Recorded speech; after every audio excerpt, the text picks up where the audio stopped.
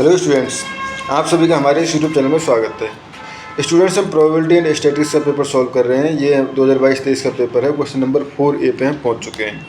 Question number 4A है हमारे पास, the error involved in making a certain measurement in a continuous random variable with probability density function as follow. Probability density function दिया हुआ है f(x) = 0.09375 4 - x², जहाँ पे -2 < x < 2 है, ठीक है, एंड 0 अदरवाइज, ठीक है स्टूडेंट्स।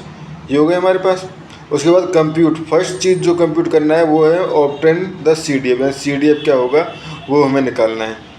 उसके बाद compute second, probability of -x < x < 1, compute EX यानी फर्स्ट मीन एंड वेरिएंस, ठीक है।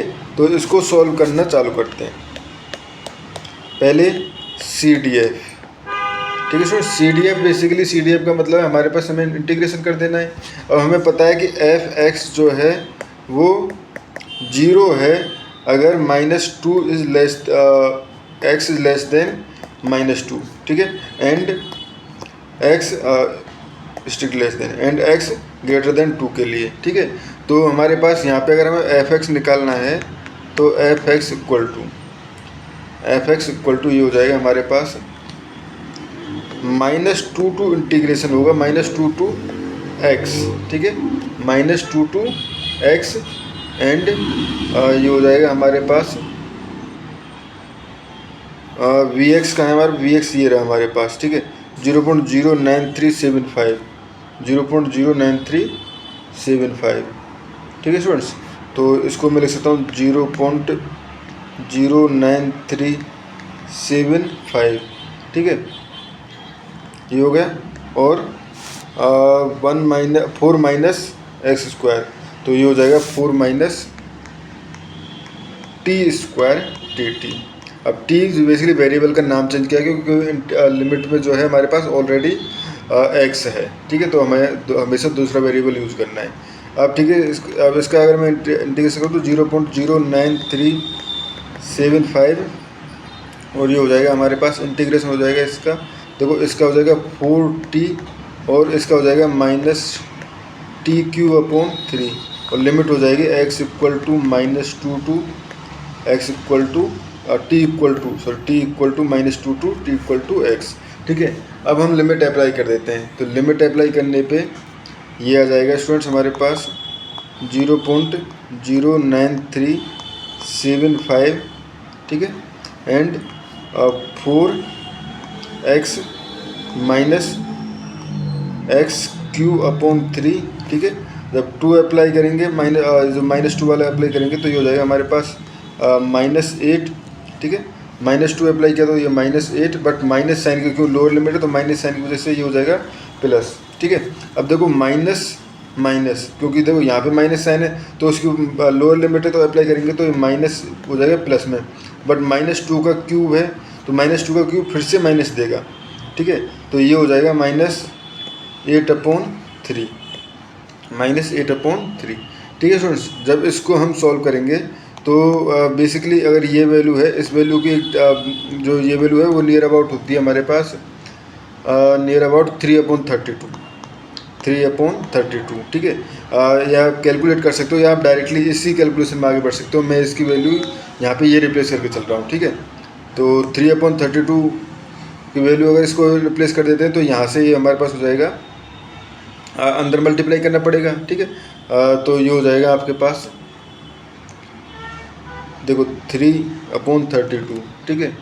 तो ये हो जाएगा 3/32 4x - x³/8, ठीक, सॉरी x³/3, ठीक है, एंड यहाँ पे 8 - 8/3 तो ये हो जाएगा -24 - 8 16/3, ठीक है। अब इसके अंदर मल्टीप्लाई होगा तो ये आपका हो जाएगा, तो पहले x³ वाली टर्म लिख देते हैं तो ये हो जाएगा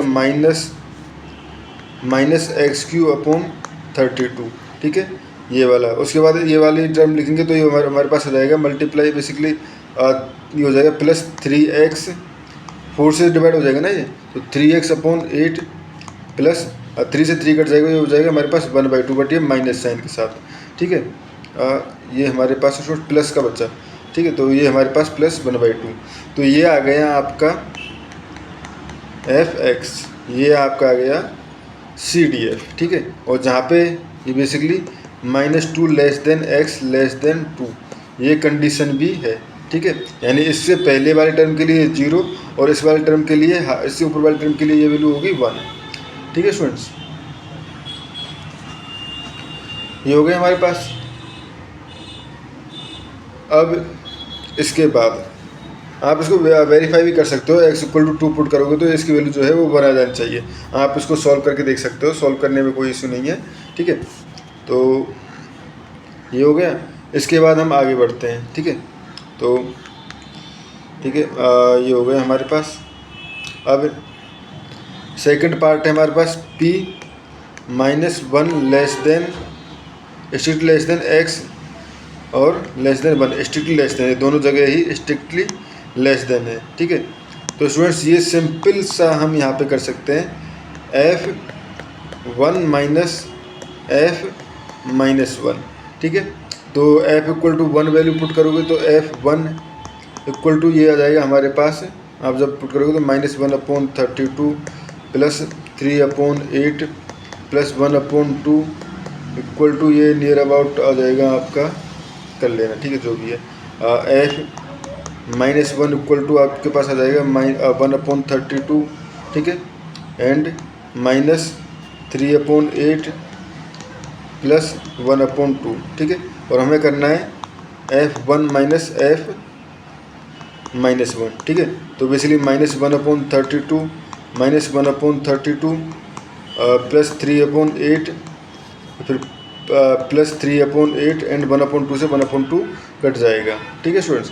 तो ये आप जब सॉल्व करोगे तो ये नियर अबाउट आ जाएगा 0.6876। आपके पास कैलकुलेटर होगा, कैलकुलेटर से आप इसको वेरीफाई कर सकते हो, ठीक है स्टूडेंट्स।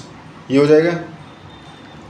इसके बाद हमें निकालना है EX, यानी कि एक्सपेक्टेड मीन, ठीक है। तो EX सिंपल सा है, हमारे पास जो भी fx है, ठीक है, fx क्या है हमारे पास,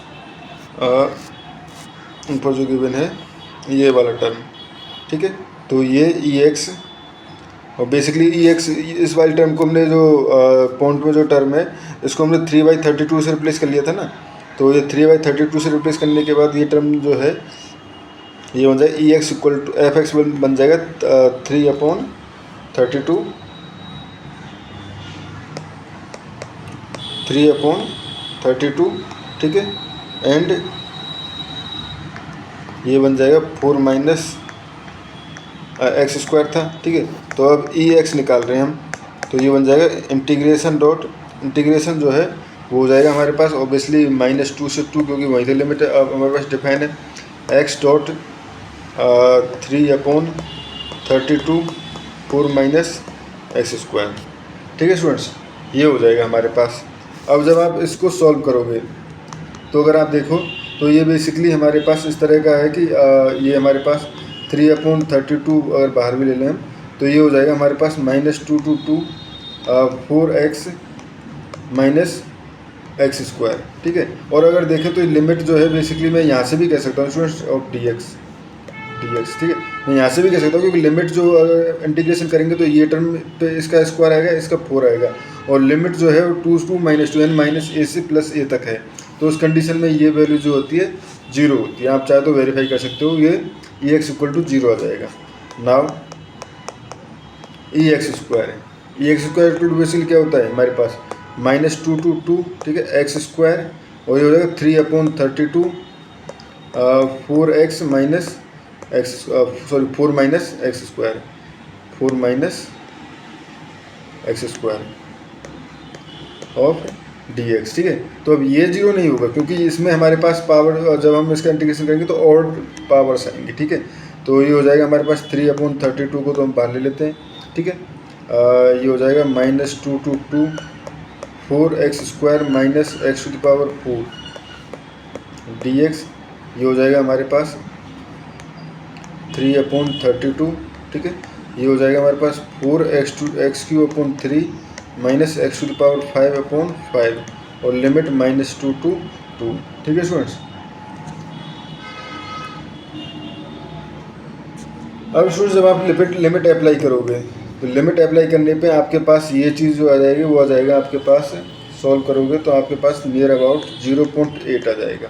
ठीक है, सॉल्व करके देख लेना आप, ये जो सॉल्यूशन आएगा 0.8 आ जाएगा। ठीक है स्टूडेंट्स, तो EX² इक्वल टू हमारे पास आ जाएगा 0.8। ठीक है स्टूडेंट, तो यही चीज़ें हमें इस क्वेश्चन में कैलकुलेट करनी थी। ठीक है, स्टूडेंट वेरिएंस भी पूछा गया था क्या इसमें? हाँ, वेरिएंस भी पूछा गया था शायद शायद शायद शायद शायद VX वेरिएंस भी पूछा गया है। EX अच्छा EX का तो पूछा ही नहीं गया, बट वेरिएंस में काम आता है। ठीक है, कोई दिक्कत नहीं है। VX वेरिएंस ही तो पूछा गया। VX इक्वल टू होता है हमारे पास EX² माइनस EX का होल स्क्वायर। ठीक है, अब ये आया हमारे पास 0.8 माइनस, और EX जो आया था वो हमारे पास 0 था, 0 का स्क्वायर 0, तो ये आ गया हमारे पास 0.8। एंड इसी के साथ ये क्वेश्चन जो है स्टूडेंट्स कंप्लीट। ठीक है स्टूडेंट्स, इस क्वेश्चन में हमें इतना ही करना था। Thank you students.